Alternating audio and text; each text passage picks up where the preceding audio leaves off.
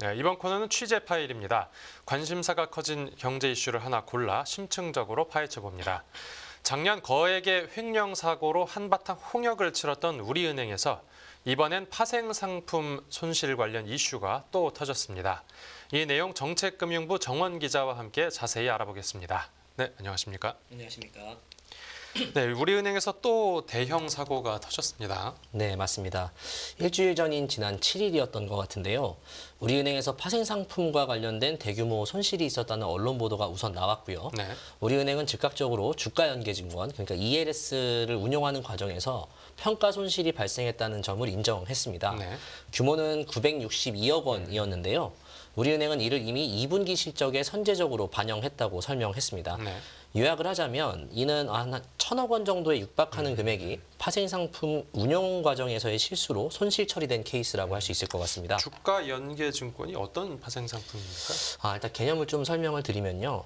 ELS는 뭐 코스피나 홍콩의 뭐 H지수 같은 지수들을 기초자산으로 투자하는 상품인데요. 네. 기초자산 가격이 정해진 레인지를 벗어나지 않으면 크게 문제가 되지 않지만 어떤 손실 구간 이하로 떨어지게 되면 어떤 전액 혹은 일부 손실을 볼 수 있는 고위험 상품입니다. 네. 이렇다 보니까 ELS를 발행하는 증권사는 ELS 운용으로 손실이 생길 가능성이 있는 만큼 다른 거래들을 통해서 이 리스크를 해지하는 작업을 하게 되는데요. 은행도 이 과정에 좀 들어갑니다. 우리은행은 이들 증권사에 주식 옵션 상품을 팔았고요. 이를 모아서 또 손실 관리를 또 하는 과정에서 은행 또한 어떤 해지 포지션을 잡게 되는 거거든요. 네. 다만 이 포지션을 잘못 설정하면서 이번 우리은행 파생 손실도 시작이 된 거라고 볼 수 있습니다.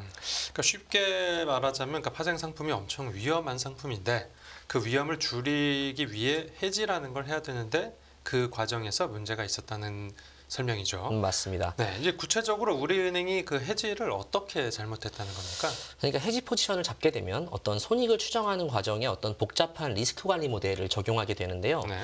여기에는 뭐 고려해야 될 변수도 많고 어떤 시장가가 명확히 있지 않은 경우에는 자체 추정값으로 만든 어떤 평가값이라는 지표를 같이 사용하게 됩니다. 예. 조금 더 자세히 보면 해당 업무를 담당하는 딜러들의 경우에는 운영 중인 파생 상품에 대한 추정 손익을 매일매일 확정을 해야 되는데요. 네. 말씀드렸다시피 시장 데이터가 있는 경우에는 그걸 사용하면 문제가 없지만 데이터를 구하기 어려운 구간이나 만기 같은 것들이 남아있게 됩니다. 이런 부분에 대해서는 자체 평가값을 도출해야 되고 네. 후에 이 부분을 그룹의 어떤 리스크 관리 파트에서 도출한 값과 비교하면서 추정 손익이 이상이 있는지 없는지를 확정하는 구조로 운영이 되거든요. 예. 우리은행 측 설명을 좀 들어보면 이렇습니다. 우리은행에서 이를 담당하던 딜러들이 평가 손실을 만회하기 위해서 장기 옵션 거래를 확대했고 해지 전략의 일환으로요. 그렇다가 금융시장의 변동성이 지속되면서 평가 손실을 회복하지 못했다는 설명이거든요. 네. 결국 장외 파생 상품의 경우에는 가격 산출이 가장 중요한 요소인데 주식 채권 등과 달리 시장가가 없는 경우가 많기 때문에 자체적인 추정을 하면서 문제가 터졌다고 볼 수 있을 것 같습니다. 우리은행은 이상 징후를 감지하고 그래서 이 지난 6월부터 자체적으로 리스크 관리 실태 점검을 실시했는데요. 네. 기존 모델에서 활용하는 평가값과 시장가의 괴리가 있었다는 점을 이때 인지를 하게 된 겁니다. 결국 실태 검사 끝에는 문제가 있었다는 점을 인정하고 네. 회계 추정 방식을 바꿨거든요. 그러면서 1천억 정도의 손실을 인식하게 된 것이죠. 네. 금융권 안팎에서는 여전히 손실 구간에서 빠져나오지 못하고 있는 뭐 홍콩 H지수 등이 편입된 ELS에서 집중적으로 문제가 발생하지 않았을까라고 예상을 하고 있습니다. 네네. H지수는 뭐 아시다시피 중국 본토 기업이 발행하지만 홍콩 거래소에 상장돼 있는 40개 기업 정도를 추린 지수거든요. 네. 뭐 시가총액이나 거래량이 높은 업체를 분류해서 40개 정도 만든 지수인데 현재 이 지수는 지난해 대비 주가가 반토막 수준으로 빠져 있어가지고 관련 ELS들의 손실이 지금 계속 늘어나고 있는 상황입니다. 네. 그 손실이 그래도 뭐 이제라도 나온 게 다행인 건지 아니면 뭐 좀 이렇게 뒤늦게 나와서 이 규모가 커진 건지 그 알 수가 없는데 담당 딜러들의 이제 계산 실수였다라고 설명을 해주셨는데 그 네. 문제를 일으킨 당사자들은 뭐 어떻게 징계를 받았습니까? 일단 뭐 담당 딜러들의 문제도 있을 수 있겠지만 뭐 시스템적 견제도 사실상 조금 덜 됐다는 게 시장의 대체적인 평가이긴 하고요. 예. 우리은행 또한 최근 열린 인사위원회에서 뭐 전현직 자금시장 그룹장과 그리고 트레이딩 부서장 담당 직원들에 대한 인사 징계안을 확정했습니다. 네. 자금시장 부분에서 이 관리 트레이딩 부분을 관리하고 있거든요. 그래서 우리은행 자금시장 부분장은 지금 이문석 부행장이라는 분이고 전임은 강신국 부행장이었는데 이 두 부행장에게는 주의와 견책 수준의 징계를 내린 것으로 알려졌습니다. 네네. 또 지금 자금시장그룹을 맡고 있는 이문석 부행장의 경우에는 지난해까지는 IB그룹을 맡았다가 올해 3월부터 담당 업무로 온 케이스거든요. 네. 그렇기 때문에 뭐 합류한 지 얼마 되지 않은 만큼 그간의 상품 운용 히스토리에 대한 파악이 다 끝나지 않았을 가능성은 있습니다. 전임이었던 강신국 부행장은 2020년 말부터 한 2년가량 관련 업무를 담당하다 지금은 기업투자금융 부분을 담당하고 계시거든요. 네네. 근데 보면 우리은행 측에서도 과거부터 관리했던 ELS 상품에 문제가 생긴 것은 어떤 연속성을 고려해야 될 측면이 있다라고 판단했기 때문에 전현직 임원에게 책임을 물은 것으로 보입니다. 직원 실무자들에 대한 징계도 좀 있었는데요. 예. 담당자인 부부장은 6개월 정직 처분을 받은 것으로 알려졌고요. 다른 부부장 1명과 부장들에게도 감봉 처분이 내려진 것으로 전해졌습니다. 예. 나머지 부서장들도 견책 처분을 받은 것으로 알려졌습니다. 감봉과 정직, 면직 정도 되면 중징계로 보거든요. 그렇기 때문에 이번 사태로 직원들 절반가량이 중징계를 받았다고 볼 수 있습니다. 네, 뭐 아무래도 손실 규모가 크다 보니까 그냥 넘어갈 수는 없었을 텐데 이번 파생 상품 관련 이제 사고를 두고 우리은행에서는 어떤 입장입니까?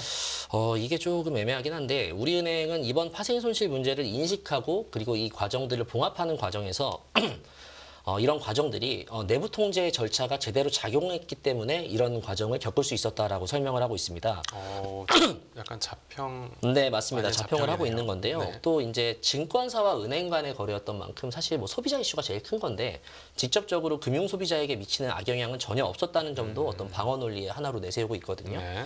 우리은행은 또 향후 손실이 줄어들 가능성도 염두에 두고 있습니다. 962억 원 정도가 아까 손실로 잡혔다고 말씀을 드렸는데 네.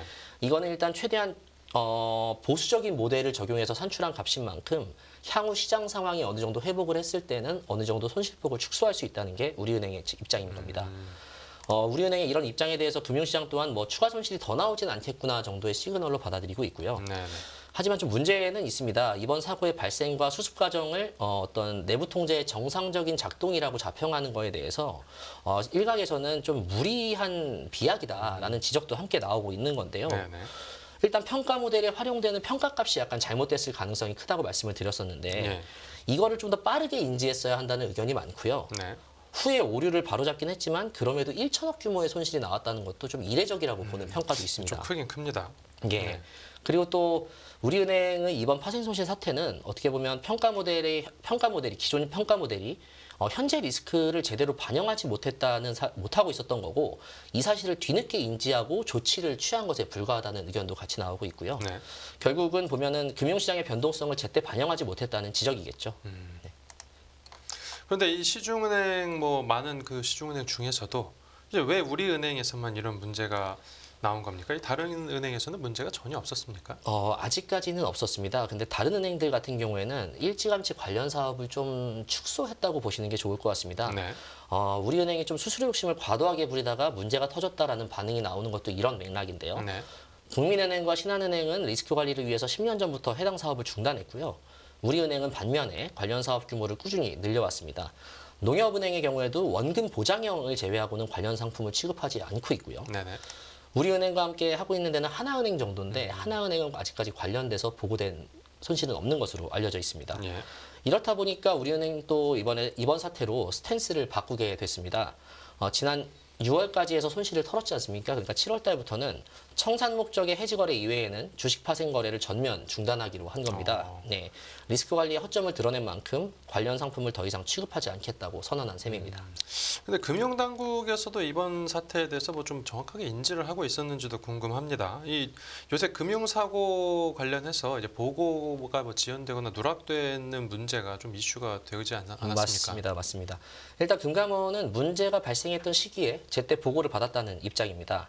그리고 금감원 측은 이번 사고를 그간 은행권에 만연했던 횡령이나 불법 계좌 사태나 이런 어떤 금융사고의 연장선으로 보기에는 좀 무리가 있다라는 입장도 함께 내놓고 있는데요. 예. 파생 상품 관련해서 포지션 설정에 따라서 손익이 발생하는 건 어떻게 보면 금융사의 숙명이기도 하고 일어날 수 있는 일인데 내부 통제에 직접적으로 문제가 있었던 게 아닌 이상 금융당국이 이에 개입하기는 어렵다는 게 논리고요. 다만 금감원도 최근에는 조금 스탠스를 조금 변화시키는 측면도 있는데 네. 우리금융이 자체적으로 검사한 것을 한번 재검증해보겠다는 정도의 얘기를 하고 있습니다. 이복현 금감원장이 최근 국정감사에서 금융사를 너무 신뢰했던 측면이 있다. 뭐 이런 얘기를 한번 했거든요. 그러면서 앞으로 날카로운 시각으로 좀 더 감독 검사에 임하겠다. 뭐 이렇게 얘기한 점들이 영향을 준 것으로 보이고요. 네. 인력이 허용하는 범위 내에서 뭐 관련 손실에 다른 문제가 얽혀 있었던 것은 아니었는지 이런 것들을 보겠다는 취지로 해석됩니다. 네. 지금 우리금융은 보면은 이제 작년부터 좀 일이 좀 많았던 것 같은데요. 이 우리은행에서는 이제 작년에 대규모 횡령 사태가 또 있지 않았습니까?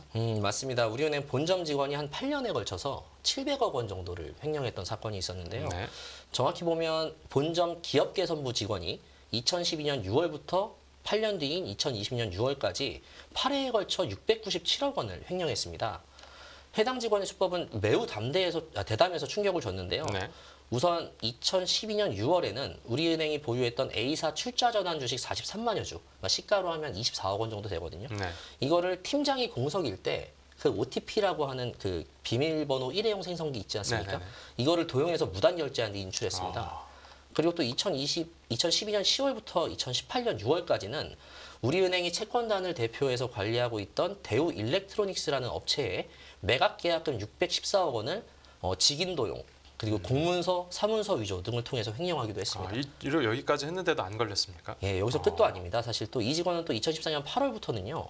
대우 일렉트로닉스의 인천 공장 매각 계약금 60억 원 정도를 허위 공문 발송을 통해서 또 빼돌렸습니다. 네. 또 여기서 올해도 사실 또 횡령 사건이 우리은행에서도 있었는데요.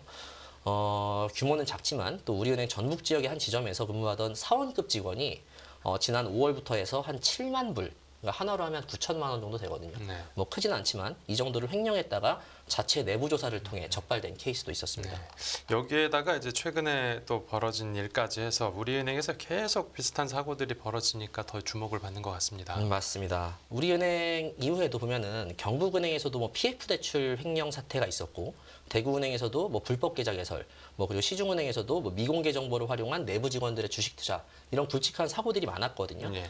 하지만 내부 통제 문제, 은행권의 내부 통제 문제를 수면 위로 올렸던 건 우리은행 케이스는 맞는 것 같습니다. 네.